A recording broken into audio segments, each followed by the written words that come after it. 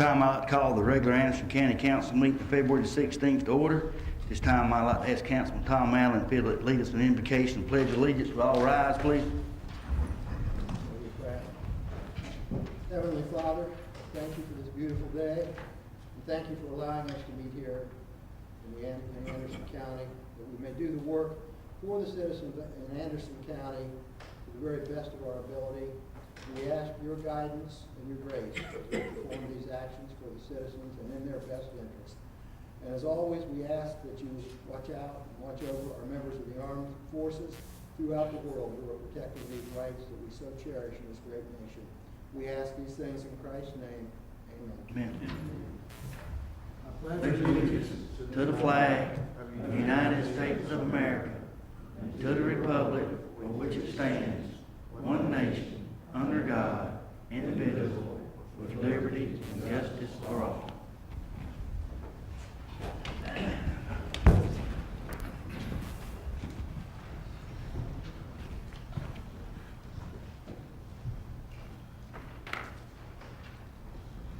Time moved on to item number 3, approval of the minutes of January 12, 2016 meeting.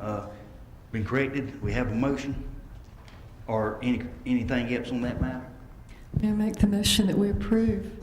Have a second? Second. Motion, Ms. Wilson, second, Mr. Allen. All in favor of the motion, show hands. Opposed, like sign, said the motion carries unanimously. Now moving on to February the 2nd, 2016 meeting. Are there any corrections to be made to that, the minutes? We have a motion to move forward. So moved. Ms. Wilson, second, Mr. Waters. Any further? All in favor of the motion, show hands. Opposed, like sign, said the motion carries. I'm abstaining due to the fact I was not there. So the motion carries unanimously. Mr. Crowder abstaining because he was not here at the last meeting.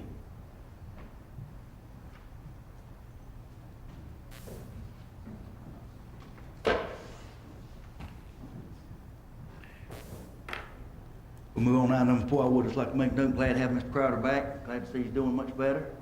Next time. Good. That, and now we're moving on to item number 4, citizens' comments. As the attorney calls your name, please step forward, state your name and district, address the chair. You have 3 minutes and keep matters on the agenda matters on at this first go around. Mr. Chairman, there are no citizens signed up to speak. Thank you, Mr. Harmon. Hearing none about that, and then we'll move on. Item number 5, Mr. Tom Allen. All right, thank you, Mr. Chairman. As you can see by the agenda tonight, I'll be speaking on criminal domestic abuse and the status of that in Anderson County. And I think we have a film here. But the reason we're doing this is, as a lot of you may know, the governor in 2014 established a task force to review the domestic abuse status in South Carolina, primarily because South Carolina ranks #1 in domestic abuse. That's a very sad honor to have to hold up. And over the past several years, it's always ranked in the top 5 or 10. So something needs to be done. The governor put together a task force, and they came up with 50 recommendations of things that the counties need to be doing in order to try and get a handle on this and reduce the amount of domestic abuse. So we've had a couple of meetings on that so far. We've got a few more scheduled. But a lady came to one of the meetings, and I wanted to show this to you tonight because it is, well, it's heart-wrenching. And her story is something else. And she has touched on, the reason I wanted to show hers is she has touched on many of the facets of this problem. So without further ado, I'd like to go ahead and let you watch this short film. Thank you.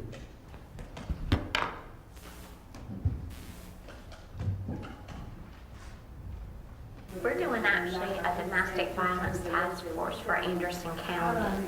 As far as I know, other than Rock Hill that was chosen to be the pilot project by the governor, this is the only other county that's doing this. And Councilman Tom Allen and I had talked about this for several months, and we actually had plans to go up and visit Safe Harbor, and they sort of fell through. And so we just talked about this a lot. It was something that was heavy on my heart and his heart, and so we just decided to join together as a county, state type thing and put this together for Anderson County. You know, we can make all the laws in the world that we want to in Columbia, but if we don't bring these things home to the local level, we're never going to see any real change. And the state task force is still working in Columbia that the governor put together, but a lot of the programs won't even be through until 2017 that they'll then send here. And I think the biggest thing that Councilman Allen and I did not want to see happen is us wait until the middle of 2017 and all the stuff drop and us doing what we're doing right now, which is identifying the strengths and the weaknesses in our county. What do we have that's working really, really well in Anderson County? What's not working well or what needs improvements? And where are the resources and who are the people that we bring in to help find those improvements?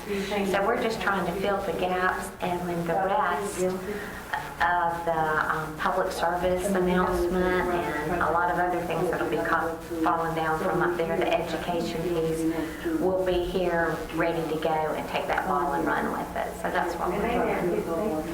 I'm a survivor of domestic violence. I was beat, shot, and so I survived all that. I left my ex-husband, moved to my own house. I found out where I stayed and come to me one day and said he was going to kill me. So I got on the phone and called the police. By the time the police got there, he was gone. But he told me to go to family court and file for order of protection. So I did that. We had to hear for the family court. I got my order of protection. He was given every other weekend to protect with the kids. I didn't ask for alimony or anything. All I asked for was to be left alone. He was angry then. He told the judge no, and he walked out. For a while there, he was sort of silent. He got the boys, and everything seemed to be going okay. The thing was, I dropped the boys off at where he was staying at, and he was supposed to call me to pick them up. But one day it was late, the boys hadn't got home, so I called him and ended up going to get my sons. When my youngest son got in the car, he said, "Mom, my daddy said he's going to kill you." He said, "Mom, my daddy said he's going to kill you, and he was coming to kill you," and I caught a hold to his britchy leg, and he was dragging up the sidewalk. So being a mother, I said, well, he said, "I don't want to go back no more." So you don't have to go back anymore. So when it got time for his dad to come and get him for the next visitation rights, he said, "Mama, I want to go." I said, "Go tell your dad you don't want to go with him anymore." So he went there and told his dad, he come back in crying, "What's wrong with you?" He said, "My dad said I gotta go." I said, "No, you don't have to go." So his dad sent his niece to the door to tell me to come to the door. So I went to the door, and his dad said, "It's my weekend." And I said, "He don't want to go with you." That night, he came by the house. He came to the house. I guess he always did his drink about 1, 2, 3, or 4 in the morning when it was early morning hours. The first time he came to the house, cut the phone lines. He came to the door, he said he was bleeding in the middle of the night. Opened my house up, said, "Well, come on in and clean yourself up and leave my house." Well, he cleaned himself up, and he got to leave, and I said, "You got my house." He's like, "I'm not leaving." I'm like, "Got my house, I'm going to call the police." I went to the phone to call the police, and my phone was dead. I didn't have a signal. So messed around and stayed there, and daylight saw the halfway came, so I got in my car to leave. And my youngest son got in the car with me in the front seat, the older son got in the back. And he was pulling on my door. My son said, "Get out the car, let me in the front." And so things went on for a little while longer. So he came back again. This time he came, same time. He kicked the door in. He done screwed all the light bulbs off of the porch, broke the globe, had the glass. When I heard him out there, I ran the back door of my oldest son. I sent him to go to someone's house to get in to call the police. My youngest son was still asleep. I ran out the back door to the front. By the time I got to the front, my ex-husband was there. He knocked me down, sit on top of me, and started beating me in my face. He beat me with his fist in my temples, busted my lip, pulled my hip out of socket. And oldest son, ran back around the house where we're at. By this time, my ex-husband said, "Where you been?" And I jumped in and I said, "You been hiding, you scared, right? You been hiding." He jumped in, "You call the police, you call the police, I'm gonna kill you, I'm gonna kill you, I'm gonna kill her." So I'm saying, "Well, you haven't been called the police, you just been scared, right? You've been scared, right?" So he's like, "Yeah, but you don't understand the child." I guess he's about 11. And eventually the police come in the house. When the police comes, they knocks on the door. When the police knock on the door, he runs towards the back door to the kitchen. Lucky I had a bolt locked on the lock with a key. So when he went in there to go out the back door, I went out the front door, screaming and hollering, "Get out my house, get him out my house." Police goes inside, gets him and brings him outside. He tells the police officer, "I didn't do anything. I was walking down the road and she fell up on the house. All the bruises I had." Police take him to jail. I go to the hospital, Anderson Memorial Hospital. I get there and sit there. The police told me the judge will come in about 7 o'clock. So I sit there, and by the time they still hadn't saw me, so I go to leave there and go to the judge. I go see the judge, still bruised up, still looking like wow. The judge says, "Ma'am, we're going to charge him $1,029. And I'm like, "Wow, you're going to charge him what?" $1,029, but he would not sign his own bond. So I leave from there and I go home. Everything started seeming like it's calmed down for a little while. And during all this time, remember that he's doing this little nagging stuff. So he's breaking all the protection. Police are going to get him. He's probably come to the door saying he's not here, which he said himself. On July the 7th, me and my boys are going in, I guess about 12 o'clock at night. I go through the house, I had got me a gun. I go through the house with my gun to make sure he's not in my house. By the time I get back, lay the gun down, go to my bedroom, I hear my youngest son hollering, "Get out my mama's house, Daddy. Get out my mama's house." I come out the room, he's standing there with a gun, waving around. So I panic. "Get out my house." I begin to cry, "Get out my house." He's not leaving. Somehow I got my gun off the shelf. And don't remember how I got the trigger safety switch off. But I take the gun and I shoot him. I shoot him in the arm. He's still standing there. I shoot him again. I said, "I've lost it." I shoot him again. This time he goes down. I shoot him again. And I turn to run. I realize the gun is really jammed. It's not shooting anymore. He raises up into his gun. I lost my ring finger. I still carry some of the scars on my body, but I'm a survivor. Every woman needs to understand that you're better than that. You're better than that. And nobody deserves to be beat on. Nobody deserves to be raised again. You've been raised. And nobody has a right to beat you up. Nor do you to stay in that situation, because there's help. There's more help now than it was then. And there's a way out if you have children. Well, we're trying to reach the hospitals to let them know how the victims feel, for them to know that no one wants to sit inside the hospital room where everyone is sitting in there looking at you bruised and beat. We're trying to get a voice out there to let them know there's help and to encourage them to leave, to think more of themselves and their children. And the thing about it, you need to understand, it doesn't matter what material list that you leave behind.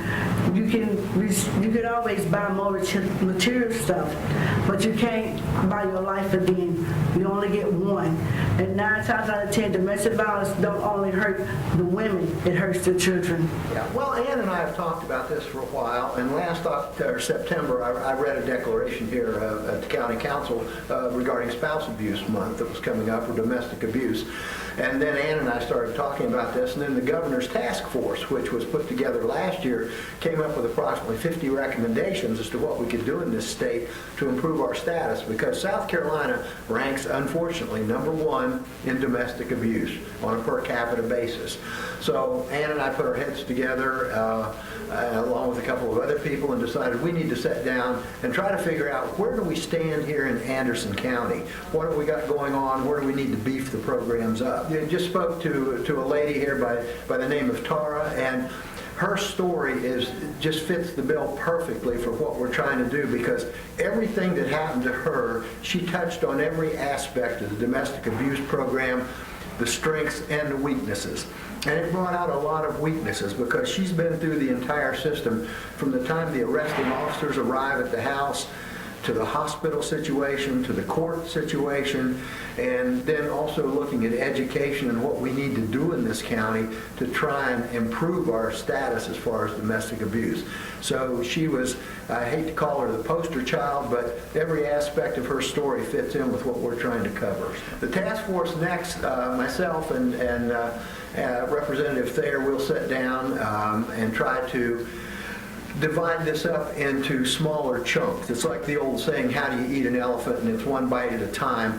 And the domestic abuse program is a huge program, because it has so many facets to it.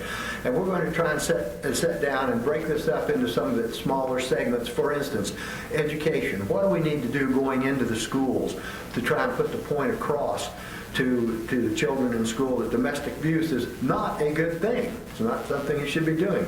Some of the students have seen their parents in abuse situations, or mom and her boyfriend in an abusive situation. There could be a sexually abusive situation. So we want to look at the schools. We want to look at what law enforcement's doing. There'll be a segment there. How do they handle it? How does the 911 center handle these calls when they come in? How does the hospital, the medical side of the house, handle the situation when the victim is brought to the hospital?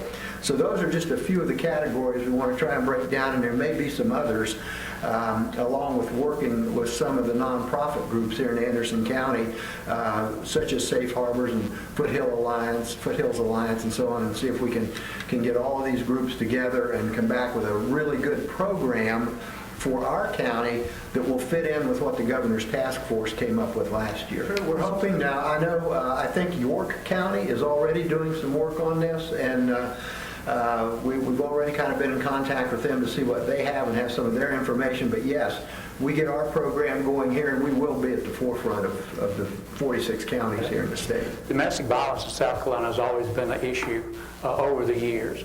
We in law enforcement, that's one of the worst cases that we can go on, because usually you have a victim that's been brutalized, and then you have a suspect there. And a lot of times when we get into the incident, the officer's having to deal with both people, because then the victim then becomes aggressive too. So we've always had a concern with how our officers handle domestic violence issues. As you know, the governor has formed a task force, and locally here, Ann Thayer has sponsored, along with Tom Allen, a task force for just Anderson County. Across the state, Rock Hill has started a pilot program based on some of the recommendations that the governor's office has put out. And so we, with the Sheriff's Association and being on the board of the Sheriff's Association, have mounted up a process where we're going to take the recommendations from the task force, from the governor's task force, and we're going to try to implement those across the state, so everybody be consistent in law enforcement. So my first step here in Anderson County is that I've given those recommendations to our training division, and our training division is going to start integrating those type things into our training of officers that we do every quarter. All right, I think that was it. All right, thank you so much. As you can see from this, that lady's story was very powerful, and the reason I wanted to show that again was because it touches on all the facets, and this is a very convoluted problem. It's not something you can snap your fingers at and it's over with. And I saved the best to last. I especially wanted to thank Representative Thayer. She did a great job of putting all this together, coming from the state level and generating interest here in Anderson County, and she asked me if I would be interested in working with her on it, and I certainly am. I think it's something that when you're number one in domestic abuse in the nation, you certainly need to do something about it. So I just wanted to put this out there tonight for everybody to see what's going on. There's a lot of this type of abuse occurs throughout the state and in Anderson County, and we want to try to put a stop to it if we can. So there will be more meetings coming up with our group, and we'll have more information for you later on. Thank you. Thank you, Mr. Chairman. Mr. Chairman, may I ask a question? Are there any statistics that relate to like animal abuse, drug abuse, alcoholism, those sorts of things that might relate to domestic abuse? Excellent question, because just today, Ann Thayer said she's going to be looking up those statistics. She's going to take the state statistics because she can get a handle on them. But the thing, too, about animal abuse, we're going to double check on that, because a lot of times, those that are abusing animals at a younger age, you can track this right on up to adult abuse. So those numbers we will be pulling, yes. Mr. Chair, Mr. Floyd. thank you. I have several questions. Okay? Okay, first of all, in your meeting, was this the only lady who spoke up? This was the only lady that, yes, that had actually been abused that spoke. All right, did you have other people there? There were many other people there, but they're all from agencies such as the Sheriff's Department, DSS, the Solicitor's Office, Safe Harbor, several other groups were there. We're trying to find out, what do we have in this county to attack this problem? I have been working with this for years. As you may remember, when the state would send out this little proclamation every year, third month, about domestic abuse. And I was always the one it was given to read every year. Also, you said she is the poster child. I don't think she is. We had the poster child sitting right here among us. Nobody never said anything when I would read those proclamations. Nobody said anything. There was proof what had happened, and it appeared to be okay, all right, until the governor and Ann Thayer came up with something that they wanted to do. But I think it needs to be more diverse. To have a black lady doing all of that and not have someone from the other race helping her or saying that there's same thing among the white race. It just made it all sound like it was coming from black folks. But I want you to know it's not.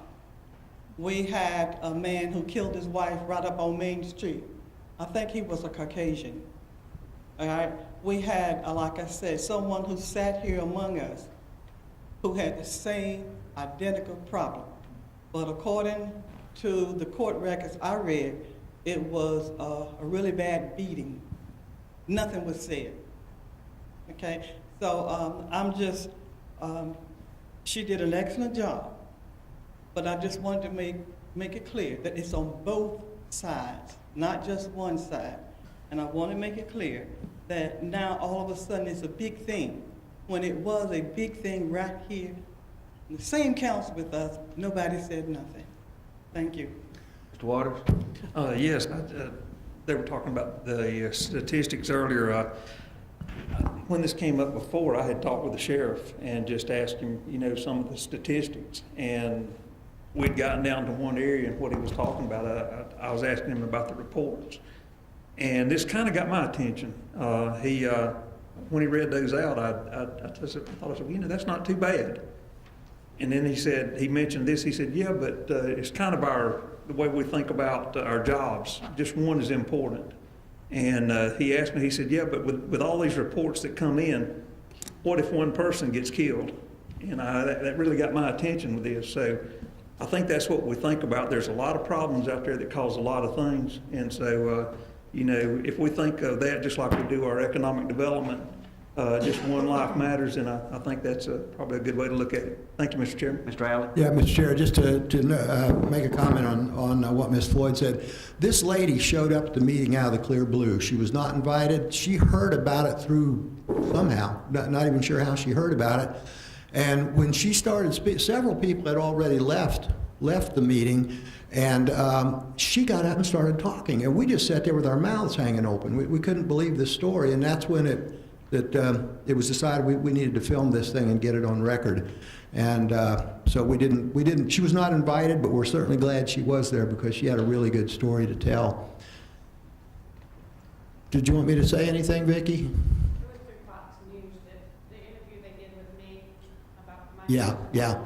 Vicky is, I didn't know if she wanted brought up or not, but she is on our committee, and she's a victim of abuse also. And I should just mention as a sidelight here, it was kind of interesting, I found out QT, the new gas stations we have in town, all of those stations are open 24/7, and they will offer aid to anyone.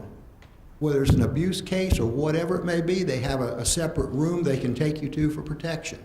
They will call the police, they've got a hotline to their home office, and they will actually help in these situations. So if anybody's on the run or having any problems at 3 o'clock in the morning and you don't know where to go, QT is helpful. So I was surprised to find that out, but I'm very glad that they are. And that was all I had, Mr. Chair. Thank you, Mr. Alley. I just want to say, as far as the credit goes, I just appreciate somebody's doing this. This is a problem that needs to be done. I'm glad to see somebody on something besides just, sometimes do things and read a proclamation, but it's time I'm glad to see somebody's doing something on committee, and I know your committee, anybody wants to help out and do that, and I appreciate it. It's a very serious thing, and very glad to see somebody been doing something about it. Okay, Mr. Chair, let me go back, please. I may have misled you when I said that I read the proclamation every month. It was a proclamation from the state, but that's all I wanted to say, but let me say more. I have gotten up at night and taken ladies to the place where they could go for safety. It was a place that we could not talk about. We couldn't tell them how to do it. I had to meet the policeman at a certain spot, and then I would give the ladies over to them, and they would take it from there. But I had to go and visit them. I visit those ladies every Thursday to see if they needed anything or to see what was going on with their lives. This was just more than a proclamation, but that's all I chose to tell at the time. But I don't want you to think that all I did was, I worked. This is an age-old problem here. This just didn't start with the governor. This is an age-old problem. And like I said, when I read the proclamation, nobody said nothing, because we knew we had one of our own. Thank you. Thank you. Like I said again, I do appreciate the group, whoever it may be, shedding light on this problem, getting out of the darkness, doing something about it, and working to get something done about this problem. Commend you very much. Moving on now, number 6. Broadway Lake Project Update, Councilman Floyd. Thank you so much. Mr. Burns, I have been looking for you, Mr. Burns. I have called you every day. I called you on the 3rd twice. I called you on the 4th, the 8th. I called you the 9th on the twice. I called you on the 10th and the 11th. I did not call you on the 12th. 15 was a holiday, and today I knew I would see you tonight. I hate to bring this up on the floor, but I have no other choice because you refuse to return my telephone calls, and I don't know what else to do. I have business to take care of in my district, and I need your help to do it. So, if Ali won't come to the mountain, then the mountain will come to Ali, and here I am. I wanted to, I had a community meeting. This all concerned. I had a community meeting on the 3rd. Before the meeting, I came up here to meet with one of the, I don't know what he is, he's the planner or whatever he is. He called my house and told me he had to meet with me. I explained to him I only had 45 minutes to get to another meeting. He said he could meet me here. When I came up here to meet with him before my meeting with my leaders in the community, he put this map in my face, and he told me that I had to make a decision right then about Broadway Lake. Now, please be aware that I had not spoken to you nor him in a month and a half on Broadway Lake. Then all of a sudden, he tells me that I had to look at this map and make a decision right then, because the people needed directions right then. I resented that. He knew that he has not told me anything. He didn't say one word to me until that night. And he wanted me to make a decision on how to dredge a lake, clean the lake, put the lake make the lake a park in 45 minutes. He told me he had some family things to do. Well, that's fine. That's fine. And at one point, he raised his voice at me. I didn't raise mine back. And I want everybody to say amen. I didn't raise mine back because I knew that he was not my employee, he was yours. And this is one of the things I needed to talk to you about when you would not return my call. So I'm asking you, please tell him don't ever do that again, not to me. Okay. I needed to ask you another day on the supplemental budget. Okay, I called you that day on a Friday. I met with Miss Rita Davis, and Rita did an excellent job of going over that supplementary budget with me. But still, I had questions only you could answer. They told me you were here. I waited. You never showed up. I even had them to call you. And after you found out I was waiting, you wouldn't answer the phone the second time. Okay? I needed some information on the Civic Center that I have been asking you for. I have not gotten it yet. And I want to make sure that I documented that I asked you again. This is the third time on the floor that I have asked you about that Civic Center information concerning the Boo Fest and why one organization had to pay so much more than any other organization. I still have not had that question answered. Okay. I wanted to ask you about the ledger for Broadway Lake. In a meeting, I gave you a ledger that you gave me, or that Rita sent me, on the Broadway Lake issue, the money that we were supposed to have gotten. It didn't turn out to be the amount that I was told it was. But I wanted to talk to you about the ledger, because you were supposed to have had Rita to look at the ledger again and give it back to me with the reasons what happened to the money. She did not show anything happen, what we did with it. Here we are, we're facing a dam situation at Broadway Lake, and it appears as if we have already gotten the money in the past to do that. So that's why we're researching as to what happened to the money, because it wasn't done. I wanted to set with you a time that we could discuss Broadway Lake. I want to have a meeting. It seems as if the news have gotten around that Broadway Lake couldn't be discussed unless I was there.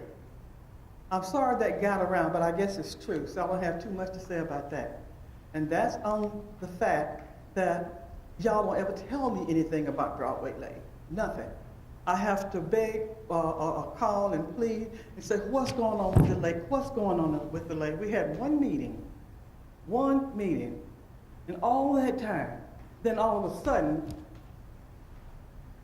and I can't find you to ask you, what's going on here? What's happening to the lake? But I needed a time when we could get together, you, me, and whoever else was supposed to be on that committee. Broadway Lake is just as important to me as the other parks around Anderson County. Broadway Lake is a historical place. And it seems to me if we're going to put money in a place, it should be at the historical places first. Everybody in Anderson don't have a need to go up to the Golden Pond to fish. But I can think of plenty of people in Anderson that have the need to take their kids and their families out to swim and to enjoy the lake out there, which they cannot do. I've told you this before, Mr. Burns. They're swimming out there every summer, families, children, babies, and they're swimming in places where I don't think that it's safe for them. And then they're swimming under a sign, Mr. Burns, that says no swimming. And the policemen are sitting right out there watching them swim. And I've told you this before, it makes sense for us to work on Broadway Lake now. We can pay for it now, or we are going to pay for it later when somebody goes out there and drowns. Also,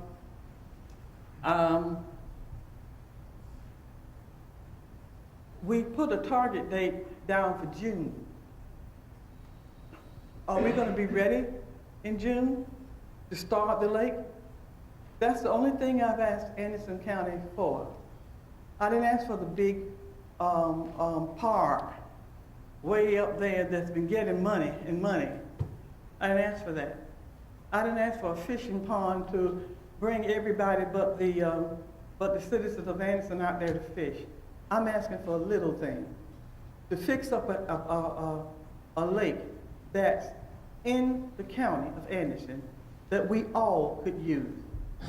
You called me one night before Christmas and you told me that you were going to give District 6 $50,000. And I told you, and you asked me, and I said, well, what about Broadway Lake? And you said to me, oh, I'll give you 50, y'all get 50,000 too. And when I asked to see it, when I asked where it is, District 2 put $50,000 of its own into this project. And when I looked for the other 50, it's not there. It's not there. Now, Mr. Burns, if you don't want to talk with me, if you don't want to work with me on this business, I can understand that too, because I ask questions, and that's not a good thing. But you would need to assign me somebody who can talk to me. If you don't want to be it, assign me somebody I can talk to who will work with me, who can make this come to fruition in District 2. All right, and I need a person who can take my situations and my concerns and give me back what I need. I don't need nobody yelling at me. I'm 70 years old, and you don't take too much yelling when you get to be my age. Now, I could have yelled back at him, but I didn't. Didn't, girl, but thank you. I thought I would come to you. You work for me. He works for you. But it's not going to happen again. Now, either you answer my telephone call or we'll do this on the floor. Thank you. Oh, and by the way, the questions I need to ask you, you want to give me some feedback now? Should I wait? Should you set up a meeting? You're going to call me or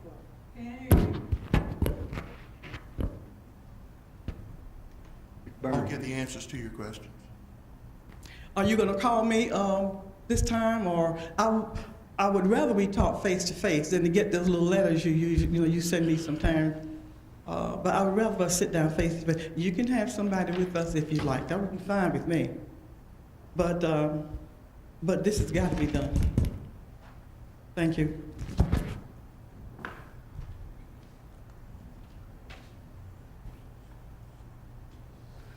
Moving on, number 7, update on county events. South Carolina Equine and Home and Garden Expo, Ms. Wilson. Thank you, Mr. Chairman. Anderson County was quite a destination for 2 important expositions. One was the first one in the upstate for the South Carolina Equine Expo. It had been domiciled mid-state for over 23 years. The report that I was given yesterday was that for the one-day expo, there were more than 650 attendees. There were 30 commercial vendors and 10 nonprofits. There were visitors from North Carolina, South Carolina, Georgia, and Florida. The majority of the attendees were from South Carolina, but out of Anderson County. We've been informed that they will be here again next year. And I think I'll turn it over to you to give us a brief report on the Home Builders Expo. So there are 2 important destinations in our county. Thank you, Ms. Wilson. Very happy to do this. There was over 4,000 people went through the expo, over 300 vendors there from all over the Southeast. And that was only Friday, Saturday, and Sunday, and it was hours cut back. So very pleased to have that activity going through the Civic Center doors and seeing them. And there was people all over, not just from Anderson County there, but it was that to have something good to the people in Anderson County to do and go out and see and use the Civic Center facility. Thank you. That was awesome. Something for everybody. Mr. Waters.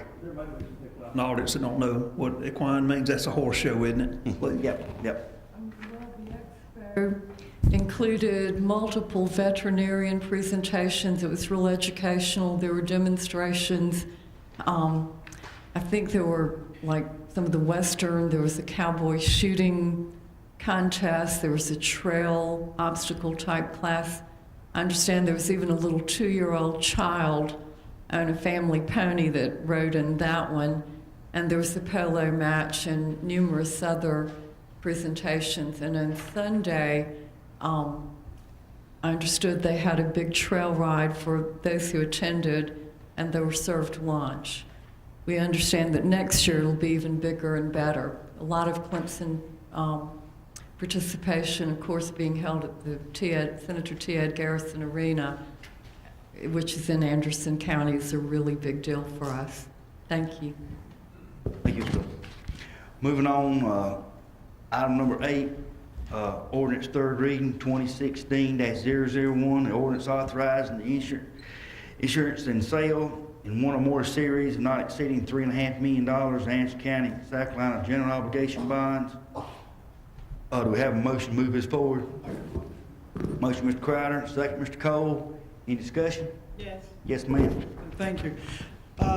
Mr. Chairman, with your permission, I would like to ask Ms. Rita Davis to come to the mic. Go ahead, Ms. Davis. Your permission. Yes, ma'am. Thank you. Yes, ma'am. Ms. Davis, I'm going to ask you, the two ordinances that are appeared here, 1 and 2, does one have anything to do with, is there any money in there for either the Dolly Cooper Park or the fish, Green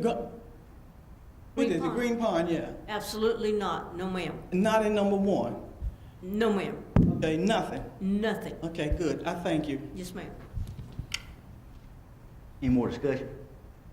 All in favor of the motion, show of hands. All opposed, like sign, so the motion carries unanimously. Moving on to item number 8B, 2016-002, is supplemental ordinance to amend ordinance 2015-016, the operating capital budget for Anderson County for fiscal year beginning July 1st, 2015 and ending June 30th, 2016. Do you have a motion to move this forward? So moved. Motion, Mr. Waters. Have a second? Second from Mr. Crowder. Any discussion? Yes, please. Go ahead, Ms. Floyd. Thank you, Mr. Chairman. With your permission, I'd like to call Rita Davis. Davis? Yes, ma'am. Thank you, Ms. Davis. Ms. Davis, first of all, I should have said you to begin with. I can't thank you enough for sitting down with me last Friday at 1 o'clock and going over this entire budget supplement that made more sense to me than this. Okay, this was just, it didn't tell me anything. Others could understand it so explicitly, and I couldn't. But when we got through talking, this is what we ended up with. And I thank you so much for that. Yes, but I ma'am. need to ask you another question, Ms. Yes, ma'am. Davis. In this thing 002, is there any money in this supplementary budget for Dolly Cooper Park or for the Green Pond Landing? Absolutely not. No, ma'am. No money whatsoever, neither Not a one of dime. those? No, ma'am. Okay, all right. Last week, I did hear that these budgets was gonna have, on the third reading, there will probably, or there would be, money in there for those two entities. And I just wanted to make sure that we were not putting these things on the backs of the taxpayers when there could be money for them. Okay, and if they got money, then Broadway Lake would want some money too. Okay, but I surely thank you for that, and I hope that settles it. Yes, ma'am. Thank you. Thank you, Mr. Chair.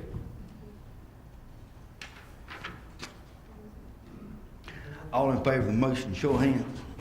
All opposed, like sign, so the motion carries unanimously. Moving on to item number 9. A, 2016-003, ordinance amending ordinance number 99-004, the Anderson County zoning ordinance adopted July 20th, 1999 by amending the Anderson County zoning ordinance, chapter 30, article 10, section 10, 1.3, rezoning fee schedule. Motion to move this forward.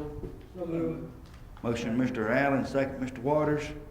Any further discussion? All in favor? No, I'll give Well, a- go right ahead then. Thank you. Speak up. Mr. Foreman, now this came to us on the first reading last council meeting, okay?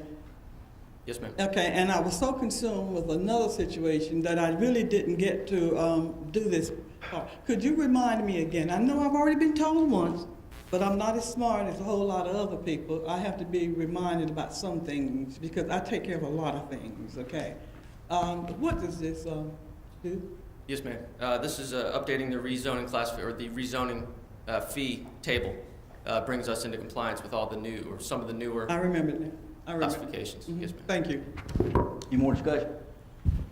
All in favor of the motion, show of hands. All opposed, like sign, so the motion carries unanimously. Moving on to item number 9B, 2016-004, ordinance to provide approval of Anderson County to quit claim area of 0.010 acres. The current owner of Lot 39 of Ashwood subdivision, in order that the home located on Lot 39 is not encroaching the right-of-way of Ashwood Lane.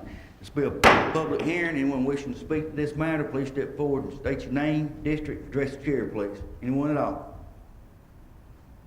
Anyone?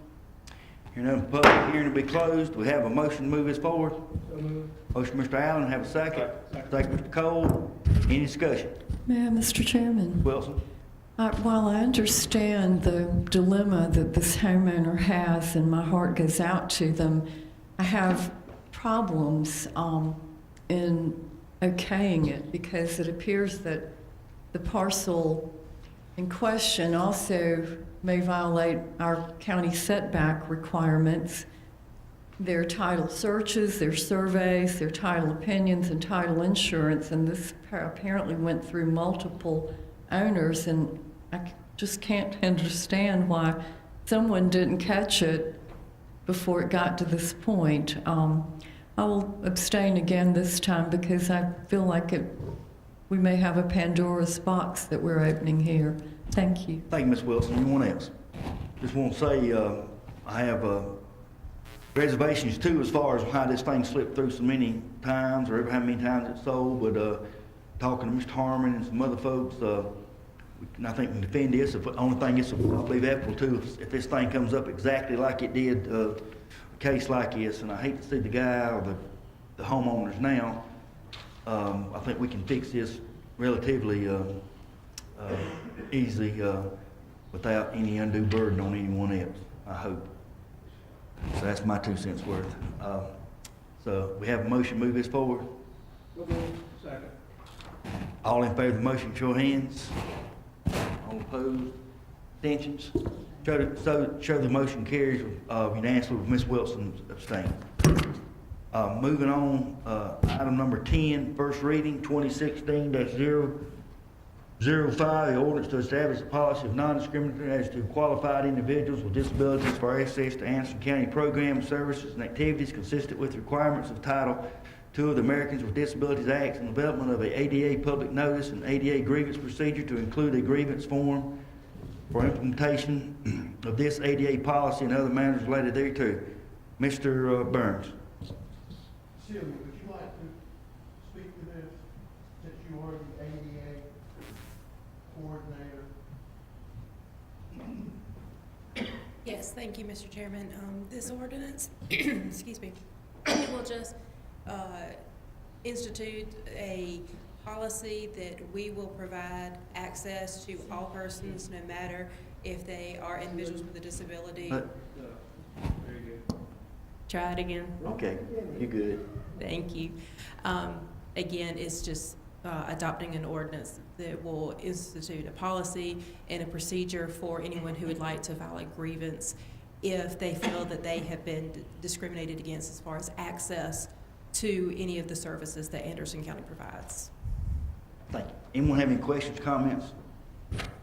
May I make the comment, please, sir, that this went through a long process of research and community input, and I appreciate what Ms. Celia Boyd and the team did in making a pathway for those who are disabled to be able to participate in our county. Thank you. Mr. Chairman, Mr. Waters. I guess the question I have, Anderson County is very ADA user-friendly. Does it have to be called a grievance? Because we work very well, and maybe there's something out there we don't know, but does it have to be called a grievance, or is that just? We're using the same terminology that the Department of Justice uses, and they're the ones that regulate the Americans with Disabilities Act. So they regulate the language. And well, I just wanted everybody to know that we're very user-friendly with these regulations, and I appreciate that. Thank you. Thank you. Anyone else? Torm, you have something you want to say? Mr. Chairman, I'm not sure you had a motion and a second on this. We hadn't. Okay. We getting the thing. I'm sorry. We have a motion to move this forward. So moved. Mr. Allen, second, Mr. Cole. Now, any more discussion? I'd like, I'm gonna jump in here and bring this up now, because it does have a little bit to do with ADA, not a full thing, and I almost tempted to make an amendment to this, but I won't convolute this. But, Ms. Burns, can we, this council, the whole council be aware of, it hadn't been about our situation. We got a letter, from a citizen today concerned about voter absentee. This, I think, goes along with this, Yes, same sir. thing about the, ADA. Yes, sir. A lot of people don't understand, we don't have a whole lot about this. That's a state agency, and Ms. Smith has got a lot of control about where it is, and I think Mr. Burns and his staff has offered numerous places, and I don't think none yet, but we got concern about some handicap parking about the voter absentee ballot. But can we press upon this and make sure, because it's her call, we can't make her do nothing, but have been some offering. Can we list that, though, and make sure we do a good job and try to get something? We want to make sure everybody's got easy to vote and all, young people, old people, whatnot, but these people with disabilities and whatnot. You want to speak to this anyway?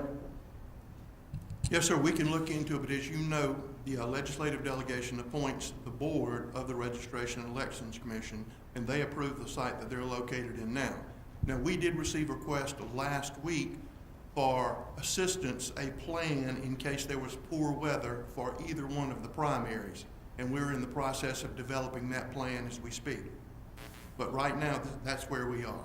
But my understanding, I think one place was looked at as the annex, somebody had some objections to that. We need to work this out and all get along, try to make this thing a little bit easier, because I think one thing we do need to make, it's Ms. Smith's call.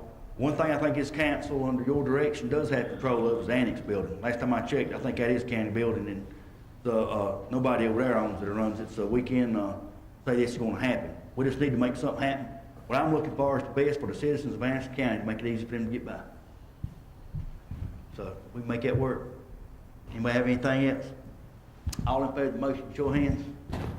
All opposed, like signs. So much carries. Thank you for all your work on this. Take a short break before we go into the finance committee report. No objections. We'll just have a short recess.